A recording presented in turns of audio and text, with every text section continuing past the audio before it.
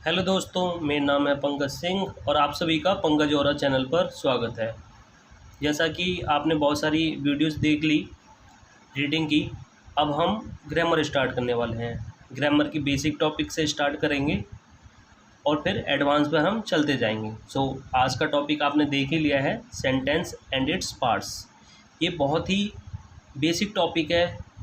Grammar हम शुरुआत ही इसी से करते हैं और आप चैनल को ध्यान से देखो और चीज़ों को समझो। Sentence and its parts. Sentence हमें पता है क्या होता है, वाक्य और उसके अंग। बात करते हैं हम सेंटेंस से। सेंटेंस जो होता है शब्दों का समूह होता है जिसका एक कंप्लीट और मीनिंगफुल सेंस हो। वो क्या होता है हमारा सेंटेंस, यानी शब्दों को हम इंग्लिश में वर्ड्स बोलते हैं। वर्ड्सों का ऐसा समूह जिसका एक कंप्लीट और मीनिंगफुल सेंस हो, वो हमारा सेंटेंस कहलाता है। अगर वाक्य का कंप्लीट सेंस नहीं निकलता है तो वो सेंटेंस नहीं होगा। जैसे हम इसे देखते हैं, एम पेंटिंग आई। ये भी एक वर्ड है, ये भी एक वर्ड है, ये भी एक वर्ड है, तीनों एक वर्ड है, लेकिन इसका कोई मीनिंग नहीं निकल रहा। एम पेंटिंग आई नहीं मिल रहा। तो ये शब्दों का समूह तो है लेकिन इसका कोई कंप्लीट सेंस नहीं है, इसलिए सेंटेंस नहीं हुआ।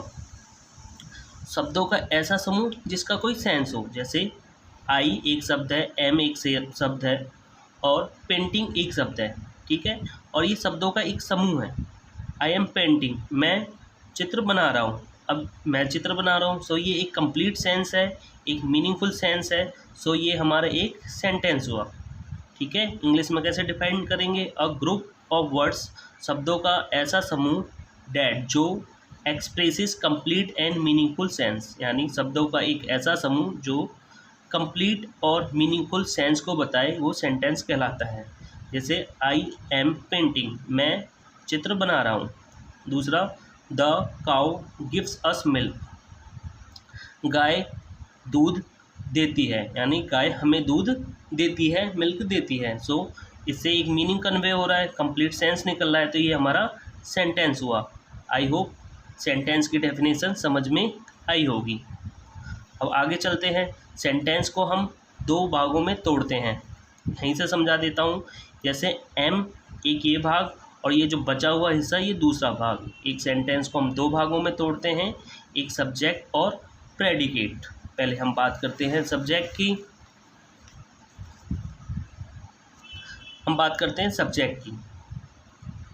वाक्य के अंदर सारी बातें जिसके बारे में कही जाएं वो हमारा सब्जेक्ट होता है। दोबारा मैं रिपीट कर रहा हूँ, वाक्य के अंदर सारी बातें जिसके बारे में कही जाएं वो हमारा सेंटेंस होता है। जैसे अब देखो, कई बार क्या होता है ना कि सब्जेक्ट का हम डेफिनेशन बच्चों से ये सुनते हैं या ये बता देते हैं कि काम को करने वाला सब्जेक्ट होता है। ये बात ठीक है, लेकिन ये बात अधूरी है, ठीक है। ये हमारी 30% सही हो सकती है, 25% सही हो सकती है, लेकिन कंप्लीट सही नहीं है। जैसे इसी चीज़ को ले लेते हैं, Ram is playing in the field, Ram मैदान में खेल रहा है। तो प्लेइंग करने का काम कौन कर रहा है, राम। तो ये सब्जेक्ट हो गया, ये हमारा सब्जेक्ट हो गया, ओके। जैसे मैंने अभी बताया, तो ये 25% है, इसमें और चीज़ें ऐड होती हैं। अब दूसरा सेंटेंस देख लो, Ram is a king, Ram एक राजा है। तो भाई इसमें राम तो कुछ कर नहीं रहा, फिर भी जो हमारा सब्जेक्ट है वो कौन है, हमारा राम है, ठीक है। अब देखो तीसरा देख लो, Ram has a car, Ram के पास एक कार है। इसमें भी सब्जेक्ट कुछ काम नहीं कर रहा, राम कुछ काम नहीं कर रहा, फिर भी सब्जेक्ट क्या है हमारा, राम है।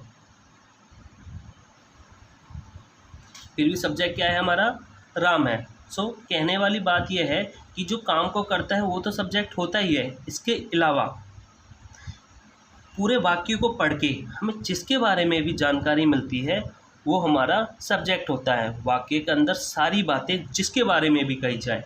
अब देखो, Ram is playing in the field, Ram मैदान में खेल रहा है।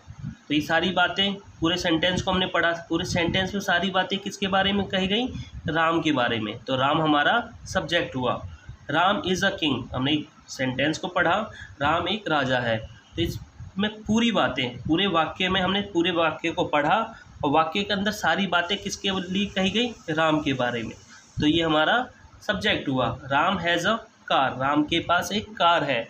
वाक्य के अंदर, सेंटेंस के अंदर सारी बातें किसके बारे में कही गई? राम के बारे में। तो राम हमारा क्या हो गया? सब्जेक्ट। सो ये रियल डेफिनेशन है सब्जेक्ट की। अब जैसे मैंने हिंदी में भी लिख दिया है, वाक्य के अंदर सारी बातें जिस व्यक्ति, वस्तु या जानवर के बारे में कही जाएं, सारी बातें जिसके बारे में भी कही जाएं, वो हमारा सब्जेक्ट होता है। आई होप सब्जेक्ट समझ में आया होगा। ठीक है, अब देखो ये तो हमारा सब्जेक्ट हो गया। अब दूसरा हिस्सा क्या होता है? वो हमारा प्रेडिकेट है।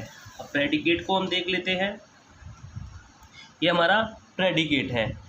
सब्जेक्ट को छोड़कर वाक्य का सारा हिस्सा प्रेडिकेट कहलाता है। ठीक है, सब्जेक्ट को छोड़कर वाक्य का सारा हिस्सा प्रेडिकेट कहलाता है। इसमें एक मेन वर्ब का होना अति आवश्यक है। मेन वर्ब तो होगा ही होगा। इसमें सारी जानकारी सब्जेक्ट के बारे में होती है।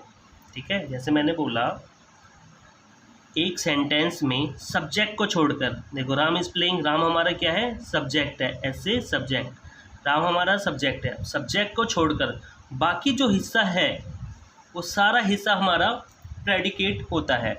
ठीक है, और इसमें, इस प्रेडिकेट में क्या होता है? हमारा प्रेडिकेट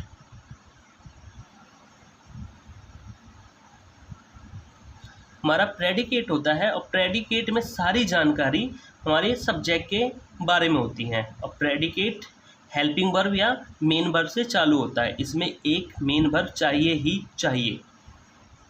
ओके, ये हो गया हमारा प्रेडिकेट। जैसे मैंने लिख दिया है, the parts of a sentence which tells about the subject. वही चीज़ है, सेंटेंस का वह पार्ट जिसमें सब्जेक्ट के बारे में बात कही जाए।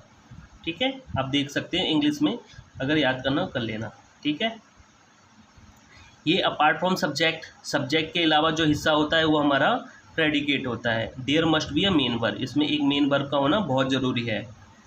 ऑल इन्फॉर्मेशन अबाउट सब्जेक्ट, सारी इन्फॉर्मेशन सब्जेक्ट के बारे में होती हैं। दोबारा मैं रिपीट कर देता हूँ, सब्जेक्ट को छोड़कर सेंटेंस का बाकी हिस्सा प्रेडिकेट होता है, जिसमें एक मेन वर्ब का होना आवश्यक है। इसमें सारी जानकारी, सारी इन्फॉर्मेशन सब्जेक्ट के बारे में होती है।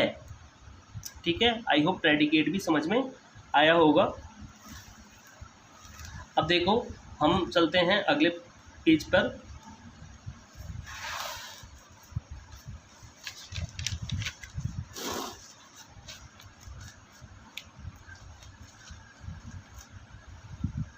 एक सेंटेंस को, जो हमारा सेंटेंस होता है, उसको हम दो भागों में डिवाइड करते हैं। एक भाग हमारा बेस्ड ऑन मीनिंग, यानी अर्थ के आधार पे एक भाग होता है हमारा, और दूसरा भाग होता है हमारा बेस्ड ऑन स्ट्रक्चर, स्ट्रक्चर के आधार पर, बनावट के आधार पर। ठीक है, एक सेंटेंस को हम दो भागों में देखते हैं, है ना, दो प्रकार से डिवाइड करते हैं, based on meaning, based on structure. अब बेस्ड ऑन मीनिंग की बात करते हैं। ये एक होता है हमारा असेटिव सेंटेंस, ये किस पे है? बेस्ड ऑन मीनिंग, मतलब अर्थ के आधार पर। इम्पेरेटिव सेंटेंस दूसरा, तीसरा हमारा इंटेरोगेटिव सेंटेंस, चौथा हमारा ऑप्टेटिव सेंटेंस, पांचवा होता है हमारा एक्सक्लेमेटरी सेंटेंस। ठीक है, अब इधर देख लेते हैं। बेस्ड ऑन स्ट्रक्चर, स्ट्रक्चर के आधार पर, यानी बनावट के आधार पर। सिंपल सेंटेंस पहला होता है हमारा सिंपल सेंटेंस, दूसरा होता है हमारा कॉम्प्लेक्स सेंटेंस, तीसरा होता है हमारा कंपाउंड सेंटेंस। ठीक है, अब देखो असेटिव सेंटेंस की बात करें तो जो प्लेन स्टेटमेंट होती है हमारी असेटिव सेंटेंस होती है। ठीक है, इम्पेरेटिव सेंटेंस वो सेंटेंस होती है जो वर्ब की फर्स्ट फॉर्म से चालू होती है, जिसमें रिक्वेस्ट, एडवाइस और ऑर्डर का सेंस होता है। इंटेरोगेटिव सेंटेंस क्वेश्चन पूछने के काम आते हैं, और ये हमारा प्लेन स्टेटमेंट होती हैं।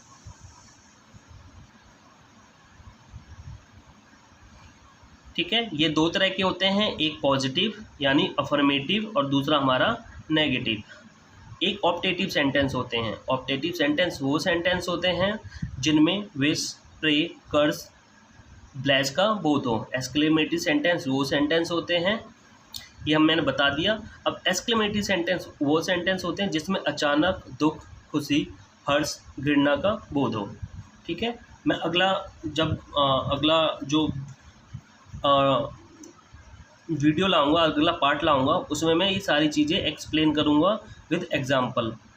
अब देखो, based on structure, simple sentence वो सेंटेंस होते हैं जिसमें सिर्फ एक मेन वर्ब होता है। ओके। कॉम्प्लेक्स सेंटेंस वो सेंटेंस होते हैं जिनके जो क्लाउजेस जो होते हैं वो कंजंक्शन से जुड़े हों, सबऑर्डिनेटिंग कंजंक्शन से जुड़े होते हैं। Subordinating conjunction,